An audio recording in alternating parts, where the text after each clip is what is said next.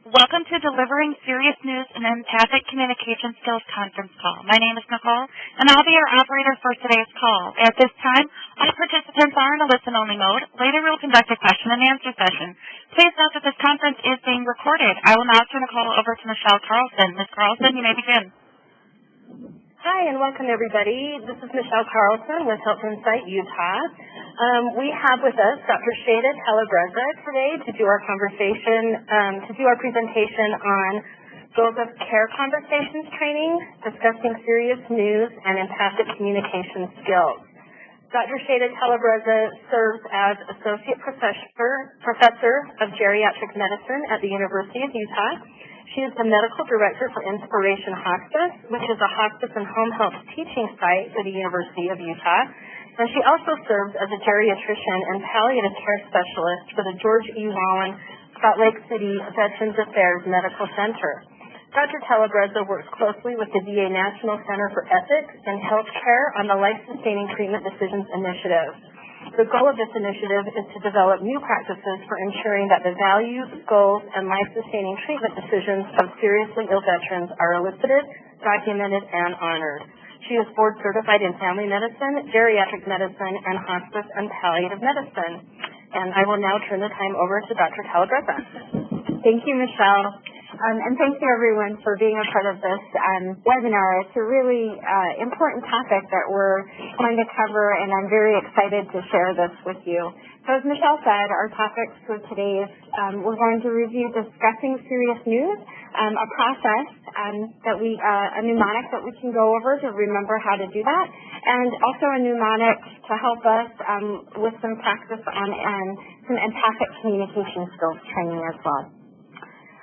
So to start with, as you're participating, a question that I'd like everyone to sort of consider to themselves, and we'll have some time for discussion on this too when we do our Q&A, is if you have a patient or family member that is in distress and they ask you, are you sure we've tried everything? There's always been another treatment that works. Are you saying we're giving up? So at times like this, where they're just really looking to see, looking for some answers to these types of questions, just think a moment about how you might respond to this. So this might be a patient that has cancer, that is asking after they've been through a number of different chemotherapies and the cancer continues to progress, and the cancer isn't responding to the treatment.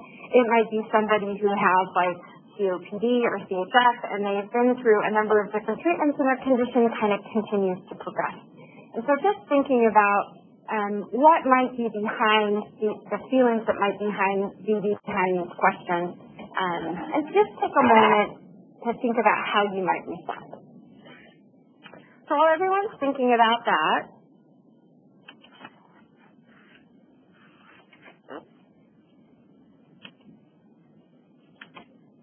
I'm sorry, just trying to get the slides to advance. We're going to talk a little bit about discussing serious news and what's challenging with it. And so part of the challenges for delivering serious news are that, we can oftentimes feel sad ourselves. I apologize, I'm having some technical difficulties.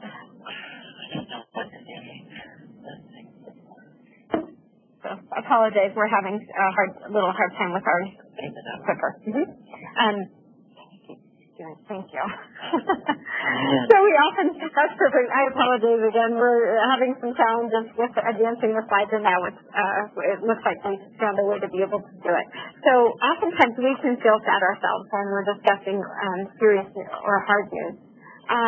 We don't know oftentimes the right words to say, and patients' emotions can be strong, and we may not know how to respond. And so in this webinar, we're going to look at ways, some phrases, some ways that we can respond to patients to really let them know that we're there for them, to really use our empathic communication skills, and also a process for delivering serious news to make sure that we create a safe environment for our patients.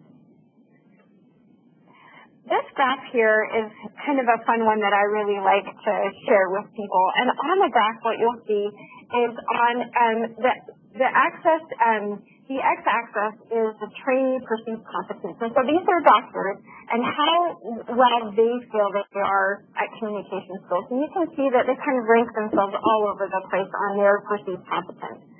What the graph does is it matches the trainee's perceived competence with a patient assessment of how well our patients feel we're doing.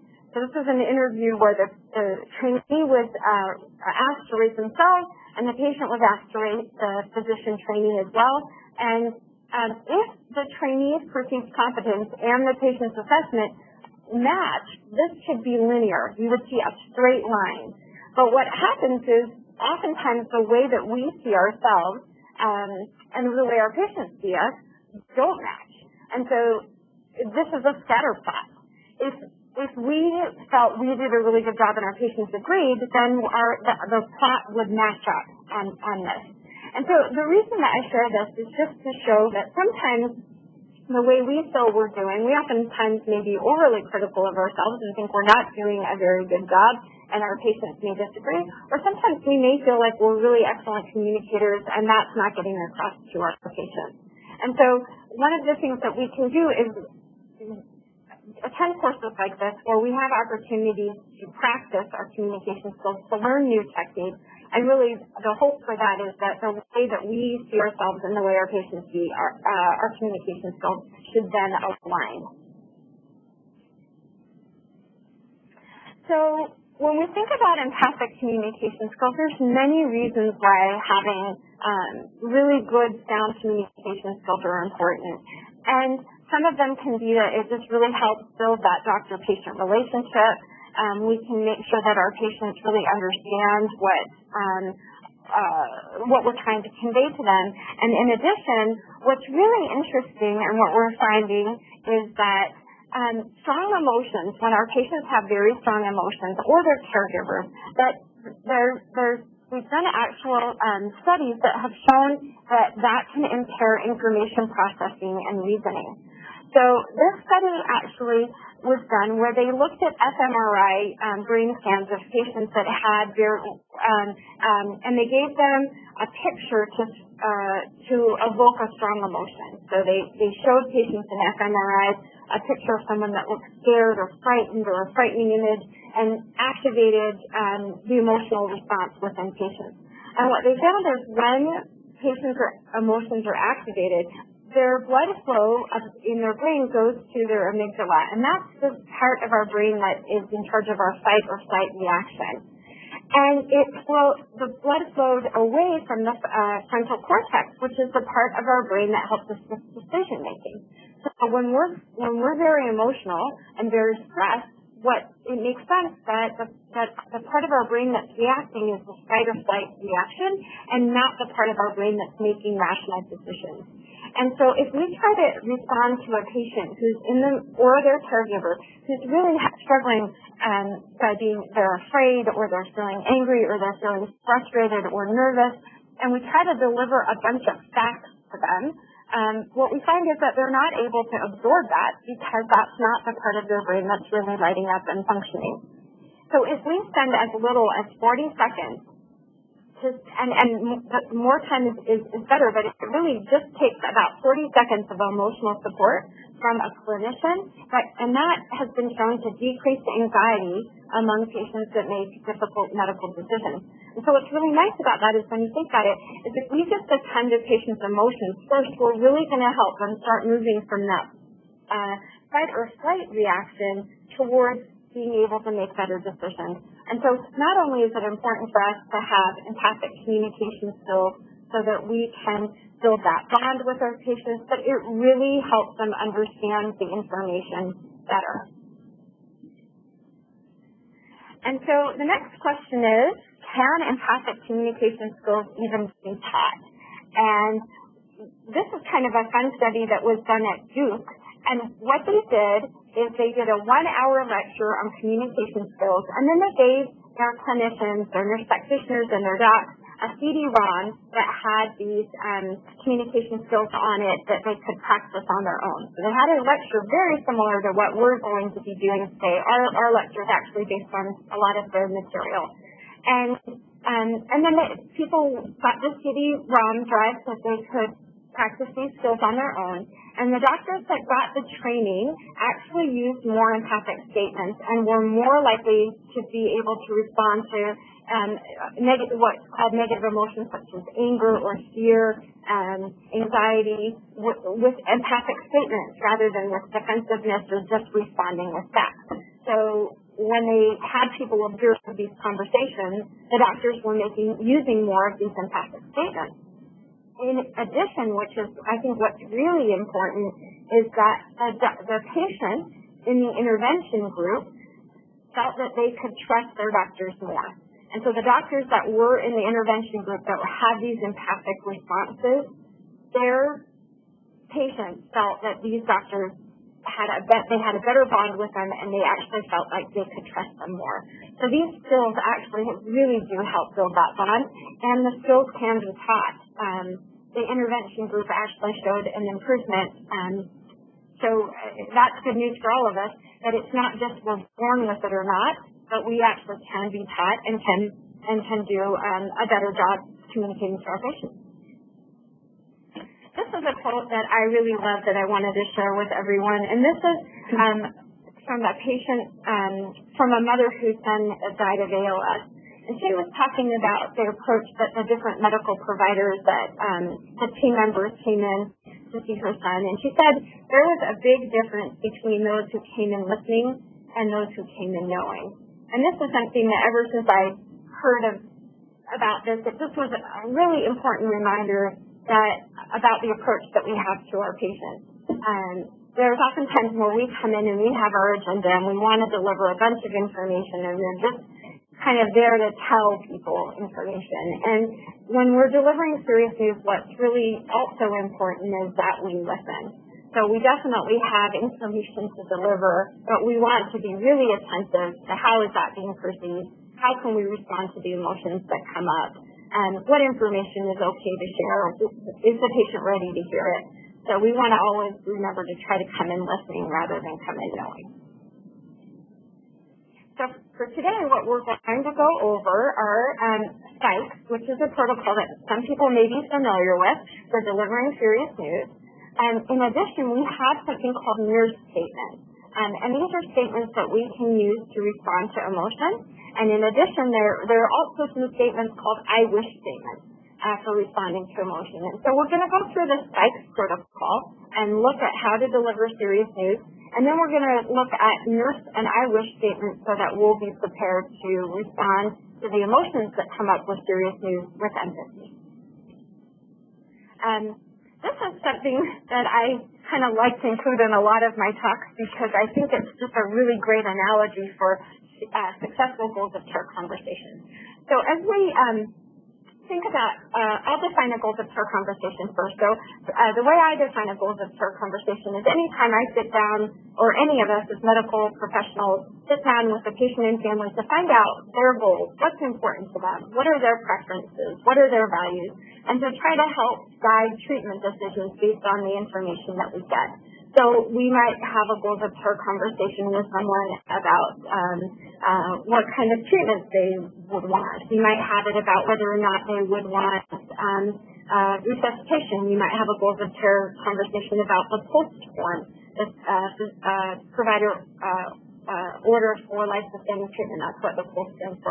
So these are skills that these conversations can be sort of applied to many different settings. It's any time we elicit goals and help someone with a recommendation for treatment. And I think of it as two parts that are really essential to have. And the first piece is that we need to have our own medical knowledge. So that's the what. We need to know about the steps and the facts and the data. So, for instance, if I was going to talk to someone about CPR and whether or not it would apply to them, I might want to know whether or not CPR would be effective in resuscitation for them given their medical condition. What are the chances they'd be able to go home?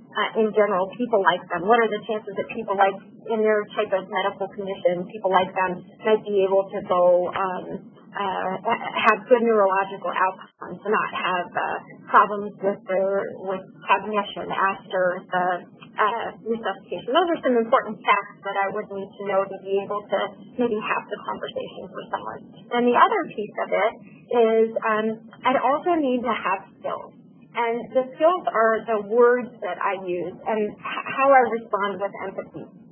And to really have a successful conversation, we have to have both. At least in medical school, the emphasis used to be very much on the knowledge piece, like what are the outcomes that are expected, and what are the success rates of the intervention, and quite a bit less actually, time was spent on helping people develop the skills to have effective conversations. So we might not be taught how to avoid jargon when we have our conversations with patients. We may not recognize when someone's having an emotional response and that we need to respond with empathy. So there wasn't as much time spent on that.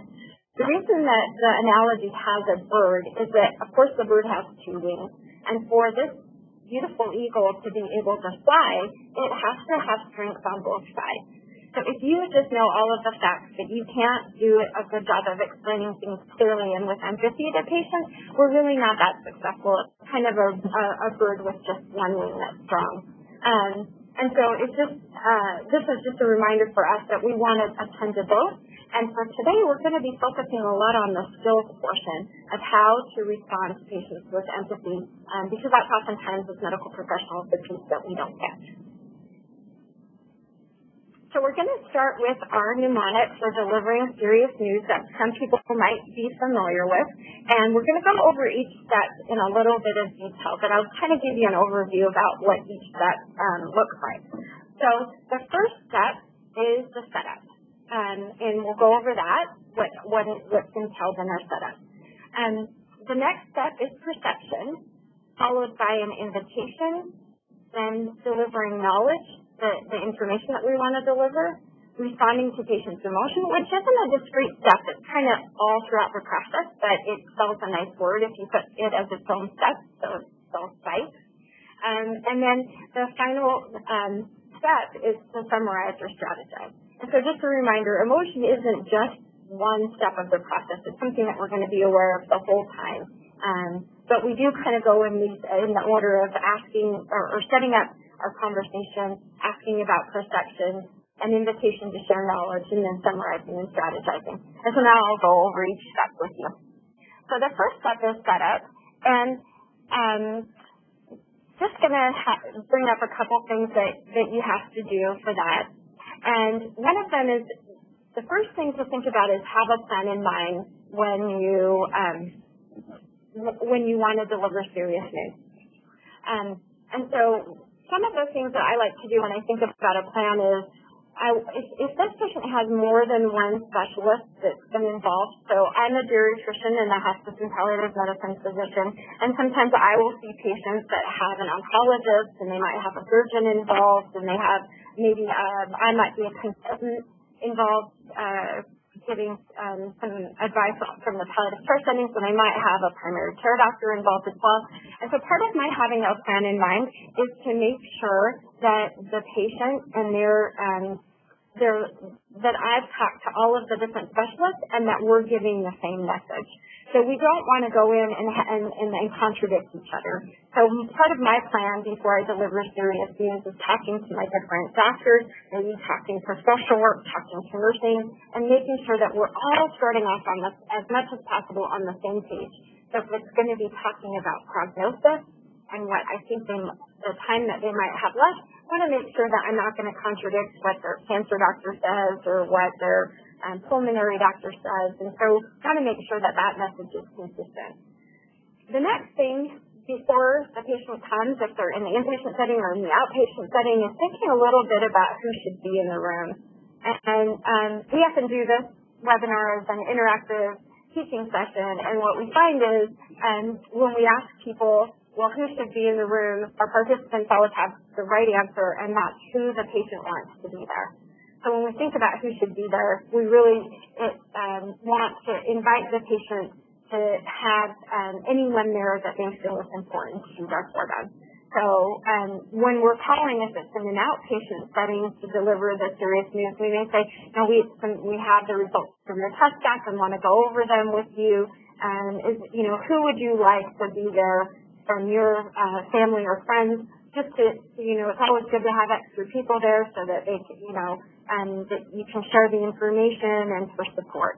So please, let us know who you would like to be and bring them with you. In the inpatient setting, it's the same thing. As we're going over things, we always ask permits before we deliver news. I have some test results. We like to go over the test results with you and anyone else that you'd like. Who would you like to be here? And I can come back later on and be available to review these results with you when you've got everyone here that you'd like to be here. Sometimes patients and caregivers would like some other medical professionals to be involved in the inpatient setting. So we might have a few of those other doctors or our social workers or nurses be there at the time of delivering serious news in that family meeting type setting. The other part of it, and some of this is intuitive, but it just bears repeating, is to make sure that the setting is conducive. So we want to make sure that it's a private space, that if we have a pager or a phone, that we set it to vibrate. If for medical providers that are on call, we can always ask someone to cover for us briefly so that our attention is really given to the patient and family that are there with us. Again, this seems sort of intuitive, but the whole idea of sitting down when we give serious news, especially in the inpatient setting, oftentimes we can do rounds and there's a big group of us and we all walk in and we're standing over the bedside. And so what some of the people at the University of Utah and Primary Children's have done is if the room is small and doesn't have a lot of chairs, they actually bring very small little camp chairs with them. And one of my colleagues at a skilled nursing facility does the same thing, just making sure that when she is delivering serious news that she has a place to sit down and be at the level of the patient so that you're not hovering over people. Beyond just making sure that it doesn't feel intimidating and that we're sort of at eye level with someone, the other thing that's really beneficial about sitting down is that there's been some studies over at Primary Children's where they found that our patients actually feel we spend more time with them when we sit down. So if we just take that few minutes to sit down, you won't be spending more time with patients, but they think in their perception, just the act of sitting down gives them a perception that you've spent more time. So it's just a really nice thing to be able to do. Primary Children's is called their program Commit to Sit. And so the idea is just reminding providers, don't rush in and give news, even if it's not serious news. When we are with our patients, taking the time to sit down is just a really nice way to show them that we care about them.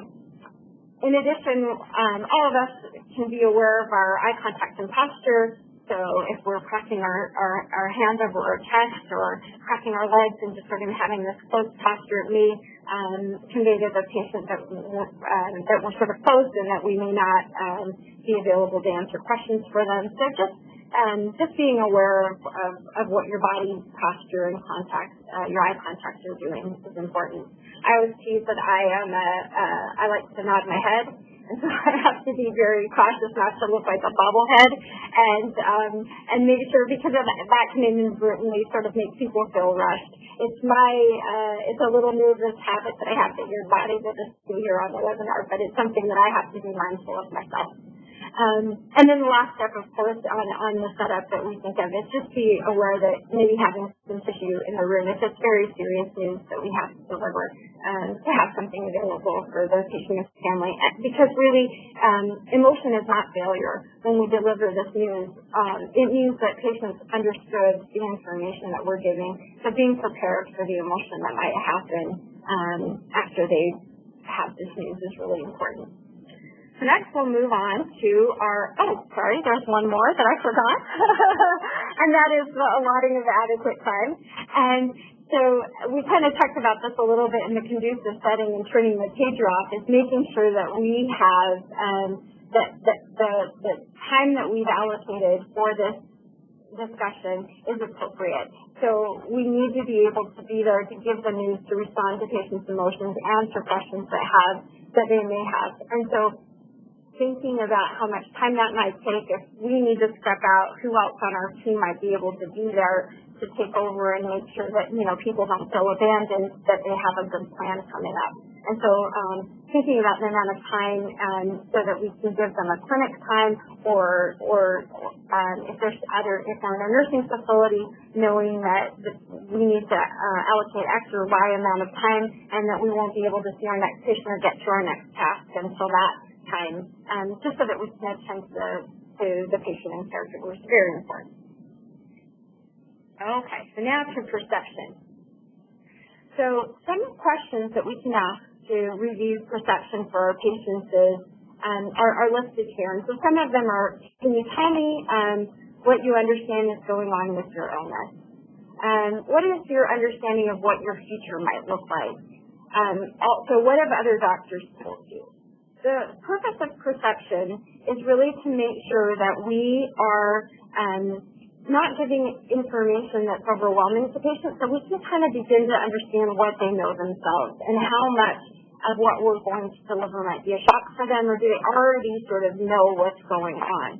I personally really like to ask the question, I always preface it with, I've looked through your chart and talked to your doctors. It would be helpful for me if you told me what other doctors told you too, so I could just make sure that we're sort of on the same page.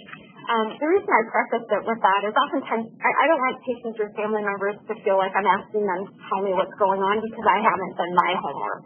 So this is my way of letting them know, I have looked through your chart and I've talked to other doctors, and it's just helpful for me to know what you know about it so that, I can make sure we're on the same page. And if you have any questions or anything that I can go over them with you. So that's how I do it. In addition to asking that question, I also love that middle question of what's your understanding of what your future might look like. Because there's a difference between what doctors have told you and what you feel yourself is going on. And I feel it's really helpful to know both. Because some people will oftentimes say, yeah, my doctors have told me this, and I know, and I get it, and I agree that things are limited, or I'm not going to be able to drive, or whatever the serious news is. And they're on the same page as what the doctors have told them, or other medical professionals have told them, their nurse practitioner or their PA, or what the other members of the team have shared. But there are times when you ask patients what they know about their condition or what people have told them and how they actually feel about it. And they may say, I know what the doctors are saying, but I just actually feel that I'm different. And this is not for us to ever argue with our patients, but it's good for us to know if what the doctors have said, if they sort of agree with it, or if they feel that things in their medical condition is actually going to be different. So finding out what their understanding of their future and their health condition, I think that's a really great way to sort of find out if people feel like they're on the same page that way. So this is a really important step.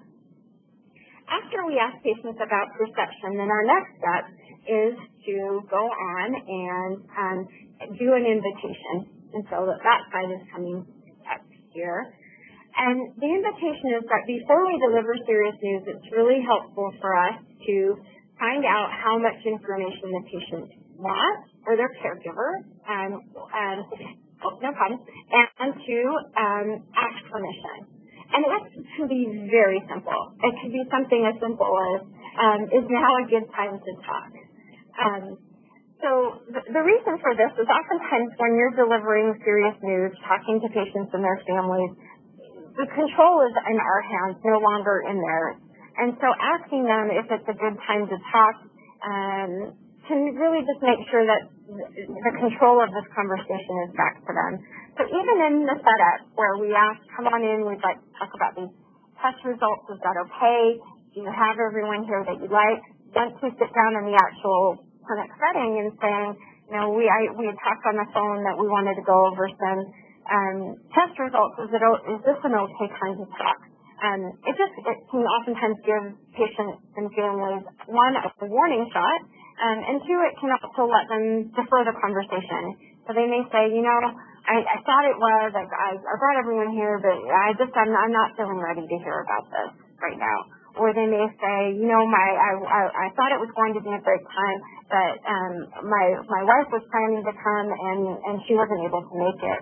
And so you can look to see if we should reschedule, if there's a worry they have that we could address and explore, if there's, can we talk about what you're worried about with delivering this or talking about these tests now. And so it just kind of, again, puts the control and the pacing back in the patient's hands.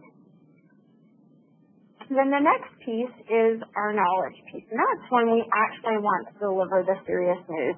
And so I kind of alluded to before that we want to fire a little bit of a warning shot.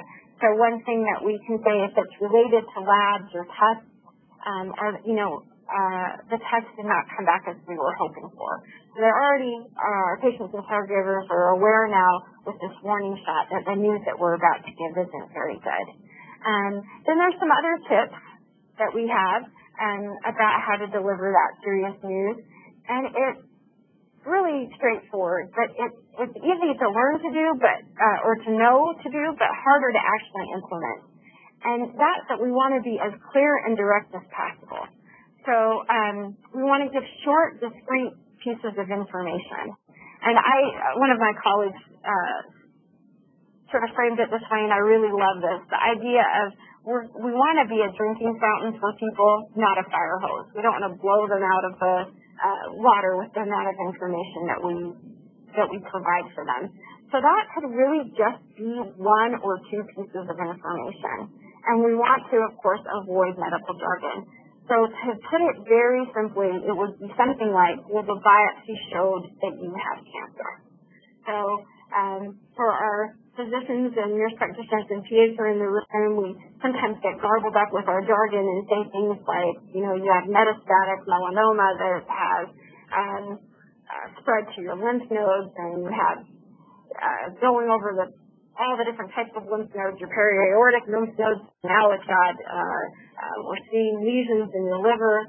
And so that information, there's some jargon there, and it can just be too much information. As we're saying, sort of the drinking fountain, not a fire hose, another way to think about it is just a headline, too. So thinking about what is the headline that's really important for the patient. The biopsy showed that you have cancer, or the CT scan results showed that your cancer is spread. Other serious news as a geriatrician that I have to oftentimes deliver is about people and their ability to drive, and that can be very devastating to people. So the driving evaluation test that we had came back, and it wasn't what we're hoping for. The recommendation on that test is that it said that it recommends that you no longer drive. So we're, again, trying to make it as clear as possible, 1 to 2 pieces of information, no jargon, and straight to the headline for our patients when we give our knowledge. So what we find is that what's to be expected after we deliver this knowledge piece is that it's very normal for people to have an emotional response. And so knowing that you didn't do something wrong if the patient is emotional is really important. If you gave the information in a way, oftentimes, that the patient could understand, if you gave the information in a way that the patient could understand, the expected outcome is that there will be an emotional response to that. And so one of the really important things that we can do immediately for that emotion that comes up is to give some space, and that's to be quiet.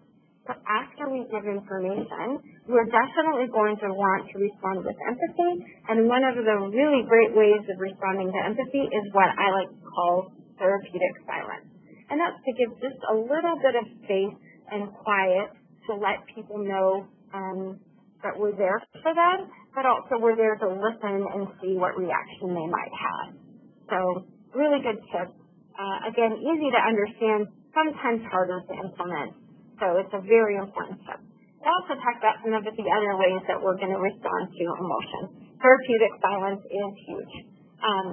As I said, after hearing serious news, nearly everyone's going to have an emotional reaction. So recognizing that that's a normal reaction as healthcare providers is really, really important. And one way that we can respond to these emotional responses is, just a reminder that we want to attend to the emotion before moving on to plans, because as we talked about in those earlier slides, patients, when they're in the midst of an emotion, are kind of in that fight or flight reaction that we have studies that even show it. And so just intuitively, we don't want to overwhelm people with a whole bunch of facts when they're in the middle of their emotional response. We want to attend with empathy, and then we can move on. And so these emotional responses can often sound like a factual question. And some of the questions that they can sound like are, well, has my cancer spread to my liver? Are you sure we've looked into everything?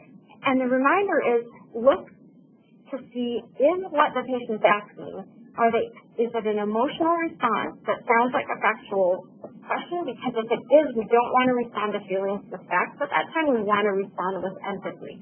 So at the very beginning, those questions that I had people look at, and we'll look at those questions again, about have you tried everything? Are you sure there's nothing more that can be done?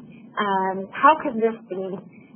Patients oftentimes are not looking for us to say, well, the cancer spread to your liver because it went through your lymphatic system, and you're not looking for a pathophysiology lecture. They're actually looking for needing some reassurance. How has my cancer spread to my liver might be a statement of shock. And so recognizing and acknowledging that this is shocking, this is really unexpected news, and it must be very hard to hear, rather than a lecture on how cancer spreads. Are you sure we've looked into everything? Again, there might be an emotional response to that too. It can mean a lot of different things. And so we're going to look at ways that we can respond to these questions with empathic responses. That doesn't mean that there might not be a factual question that the patient has as well. So we may want to make sure that we've really looked at every treatment option. What I found is if we respond with empathy first, we can always move into giving people more information and the facts second. So it's not that we never respond with facts, it's just that we want to respond with empathy first. And so the tools for responding to emotion are our nurse statements, and those are coming up in our next slide. We'll go over those for you. And so the nurse statement, it's a mnemonic again, knowing that everyone has this emotional reaction. Oh, and I think this might be an actual repeat. I think the slide is actually just repeating itself. Yeah. So we'll go to the next one. And that's our nurse statement. So nurse stands for some different techniques for responding to emotion. So the first step, and we'll go over each in a little detail for you, is naming. The next is understanding, followed by respecting, supporting, and exploring. So I'll give you examples of each of these techniques. So the first is naming. And naming emotions can help people feel heard. It can help them also identify what they're feeling. And what studies have shown is that if we consciously recognize emotions, it can reduce their impact. So naming is best done as a suggestion or a humble question. So it's not something that we're supposed to just tell someone how they're feeling. Oh, you're angry. Oh, you're scared. So that's not the way to do it. The suggestion or a humble question is, some people might feel angry given news like this. Or I'm wondering if you're feeling sad. So a humble question or a suggestion. I actually found that this is more effective to suggest an emotion than ask someone how they're feeling. When patients are in the midst of an emotion, if you ask them, how are you feeling about this, it might be hard for them to name the emotion themselves. So as long as it's done not as an accusation, but done as a humble question or a suggestion, it can be a really nice way to help patients think about how they're feeling. You know, some people may feel angry when they hear news like this, or I'm wondering if you're feeling sad. It normalizes the emotion when you say some people might be feeling angry. It lets them know that they're not alone, that other people, many people might feel this way. And if you're wrong with an emotion that you've named, it still gives the patient an opportunity to reflect and correct you. So I found, again, like I mentioned, that it's more effective than maybe asking, how are you feeling? If I say, I'm wondering if you're feeling sad, and they may say, no, I'm just feeling overwhelmed. I'm feeling like I'm in shock. And so as long as it's done in this humble way, it can be a really powerful way of helping people recognize how they're feeling and can help them start moving toward feeling better about the emotion. The next technique is understanding in your statement. And so this is a statement that conveys that this healthcare professional is trying to understand what the patient is going through. And so this isn't saying that we totally know how they're feeling. Instead, we will use a statement like, it must be hard, or dealing with this illness has been such a big part of your life and taken so much energy. So this is a way of conveying understanding. But we never can really understand someone's experience. And so we never really should say anything like, I understand how you're feeling, or I understand exactly how you're feeling. Even if you've been through the same situation that they've had, if you've had cancer yourself, their experience is unique to them. If your loved one had a similar condition, it's nice to be able to say, to align and let them know, I've been through something similar, if you feel that's appropriate. But we have to be cautious because when we do that, it can make it about us instead of about them. And also, we never really can understand what that feels like in their circumstances because we're not in their shoes. So we find that these other statements about acknowledging how hard it might be for them is more effective at letting people know you understand than to say, I understand. The next type of empathic responses that we have are called respecting statements. And these are essentially praise.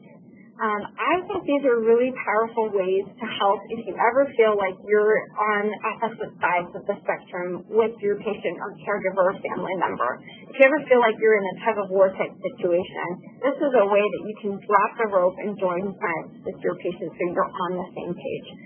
So patients who might say something like, I'm a fighter and I don't want to give up. A statement that lets them know you are a fighter, you are such a strong person and you've been through so much.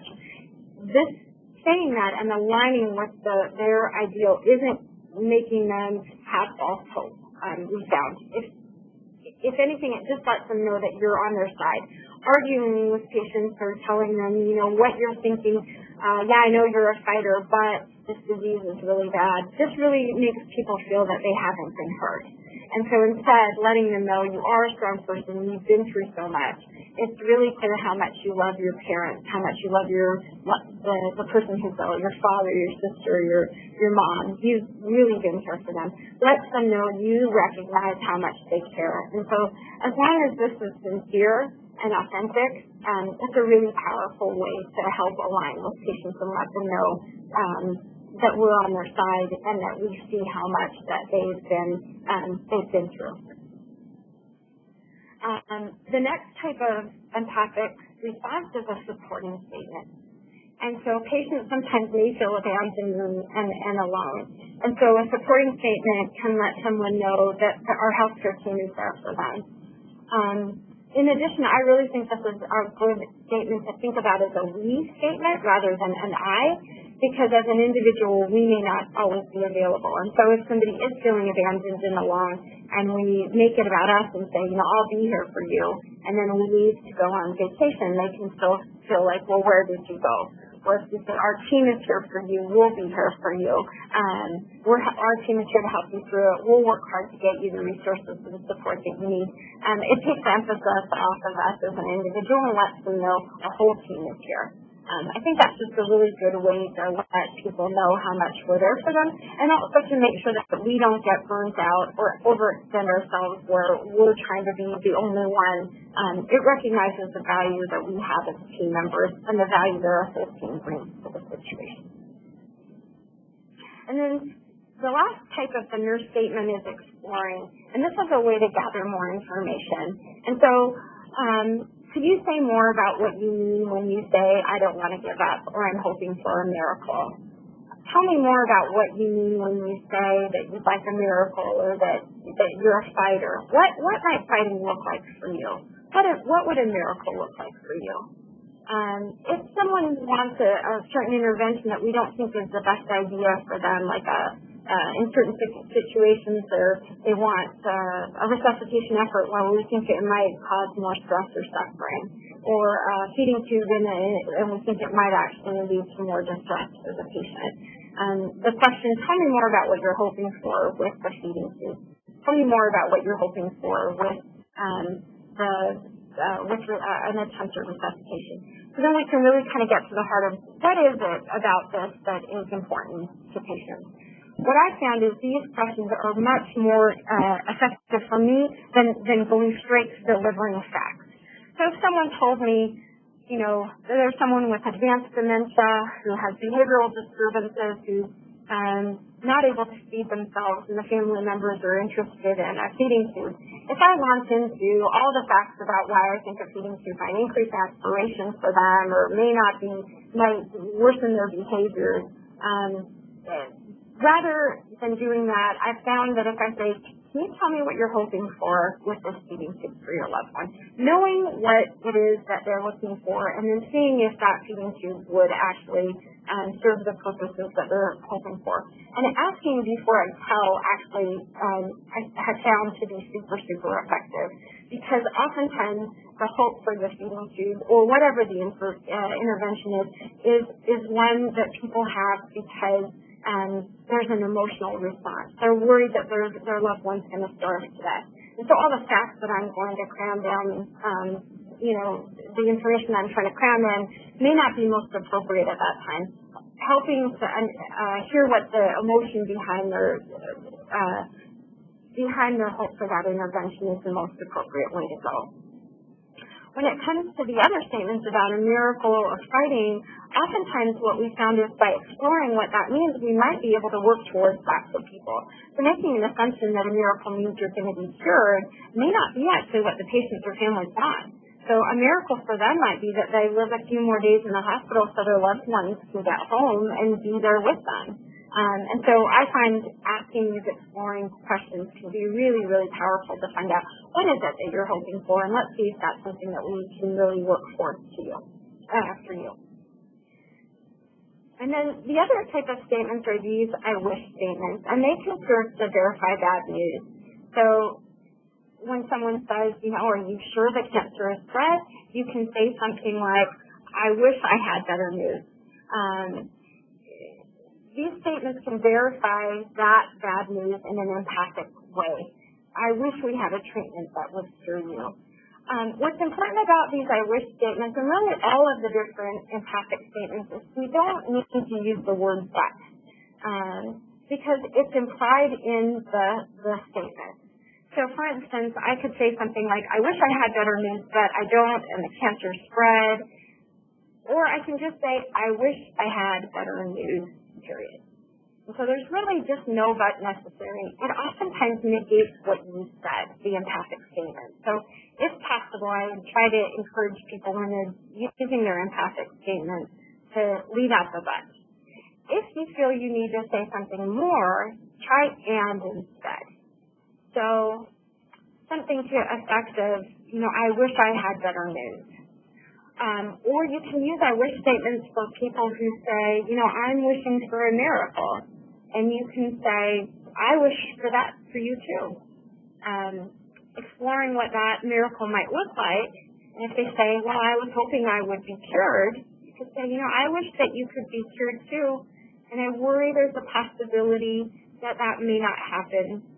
Would it be possible for us to talk about what plan that we could have if that cure isn't possible? We wish for that, and we're hoping for that, and would it be possible to talk about a plan just in case, so we're prepared for the worst case scenario, not to dwell on it, but just something for us to think about. And then the final step is to summarize and strategize. And so that is to make a plan when the patient's feeling ready. So once we've had some time to really help them with help them by tending to their emotions and help them get to a place where they feel ready to move on, then we want to make a plan for the next step. And the things that are important here, again, is to be concrete as possible. So what are our next steps? An example could be that we'll get a CT scan and we'll see the next day so we can discuss options. Might be that we'll come back and follow up on the results of driver's evaluation. Might be more tests that we need to order. So we just let them know what those next steps are.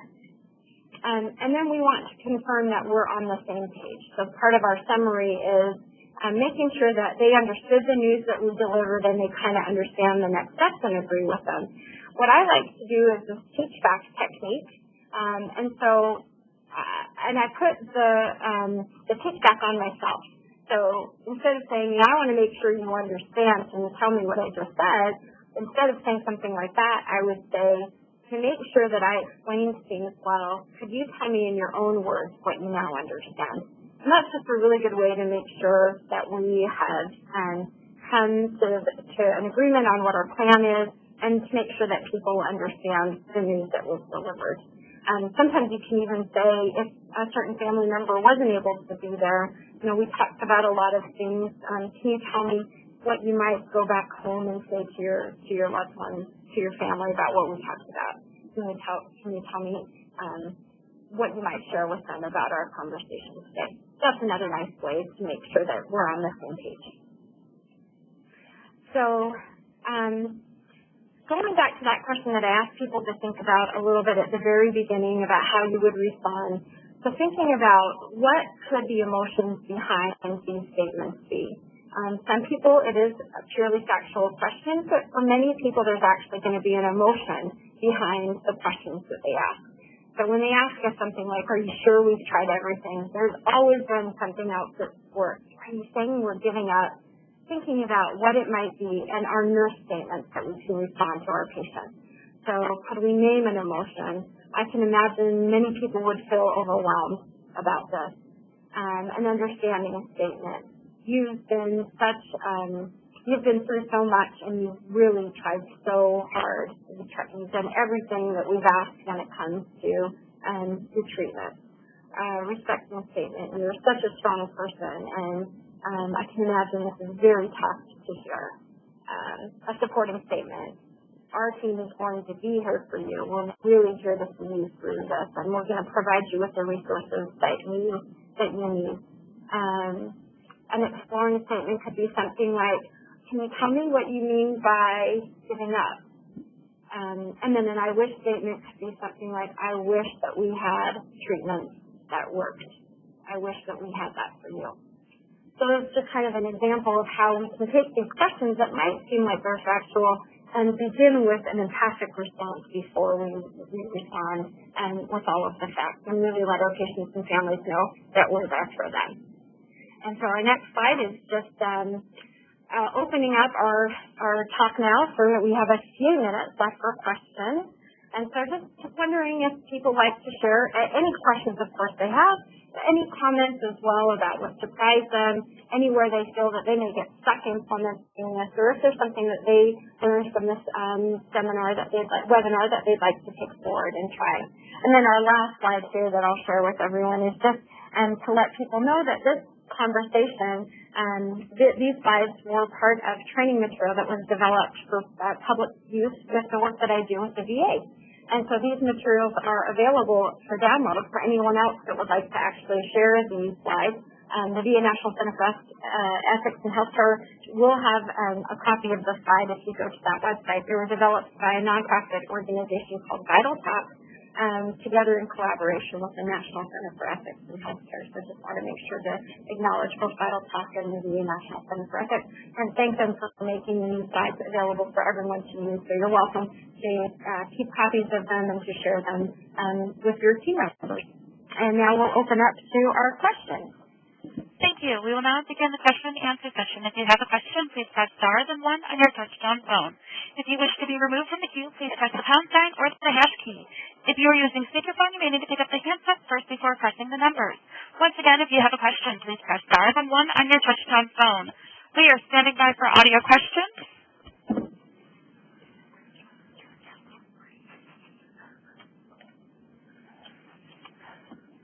All right. Once again, if you have a question, please press star then 1 on your touch-tone phone. I am showing no questions at this time.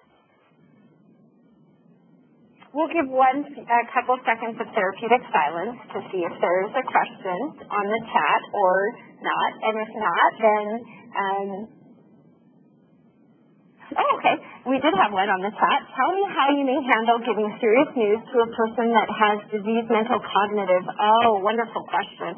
If someone has decreased mental or cognitive functioning. I think that is such an excellent question. Thank you for that.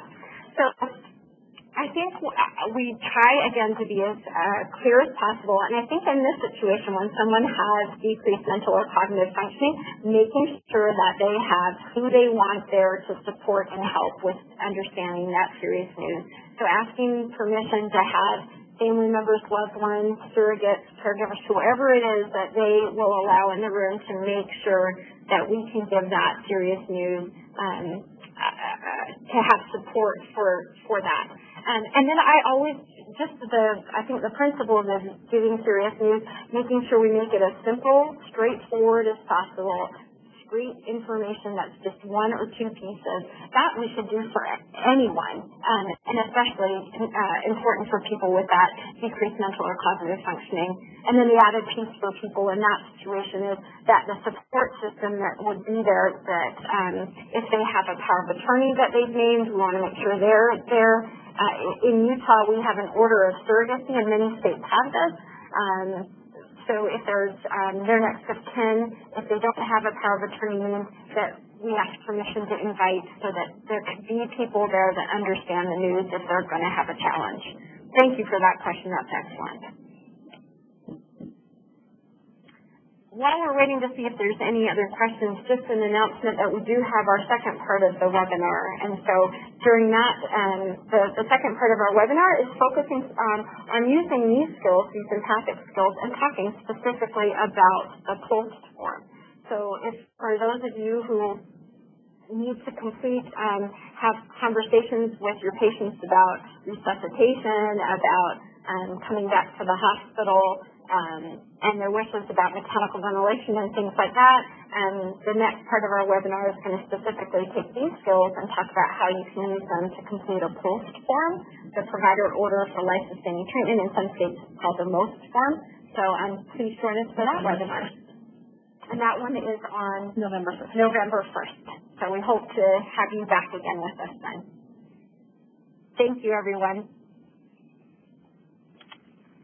Thank you, ladies and gentlemen. This concludes today's conference. Thank you for participating. You may now disconnect.